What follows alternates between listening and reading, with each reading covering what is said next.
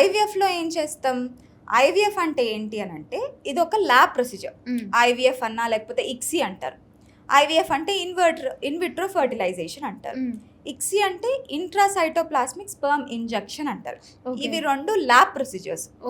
వీటిల్లో మనం ఏం చేస్తామంటే ఏదైతే ఈ ఎగ్ స్పర్మ్ కలిసేది ట్యూబ్లో జరుగుతుందో ఆ పద్ధతిని మనం బయట ల్యాబ్లో చేస్తాం అన్నమాట.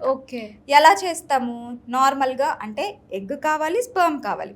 సో ఫస్ట్ ఫీమేల్కి ట్రీట్మెంట్ స్టార్ట్ అవుతుంది. ఎలా స్టార్ట్ అవుతుంది అంటే పీరియడ్ వచ్చిన 2nd or 3rd డే మన దగ్గరకు వచ్చాక స్కాన్ చూసుకొని ఇంజెక్షన్స్ ఇవ్వాల్సి ఉంటుంది. ఏం ఇంజెక్షన్స్ ఇస్తామంటే అవి హార్మోన్ ఇంజెక్షన్స్. ఓకేనా? ఈ హార్మోన్ ఇంజెక్షన్స్ దేనికి? మన అండాశయంలో ఉన్న ఎగ్స్ పెరగడానికి, సో సైజ్ పెరగడానికి. అవి ఒక సర్టెన్ సైజ్ పెరిగిన తర్వాత యూజువల్గా మనం ఇంజెక్షన్స్ 9 to 10 days ఇస్తాం అనమాట. సో అవి ఒక సర్టెన్ సైజ్కి పెరిగాక ఆ ఎగ్స్ని మనం బాడీలోంచి బయటకు తీస్తాం.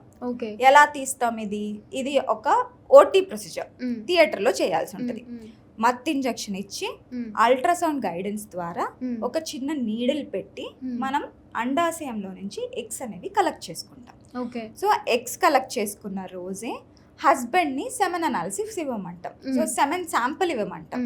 సో సెమెన్ శాంపుల్లో మనం బెస్ట్ క్వాలిటీ స్పర్మ్స్ని సెలెక్ట్ చేసుకుంటాం. ఎలా సెలెక్ట్ చేసుకుంటాం అంటే by seeing under the microscope.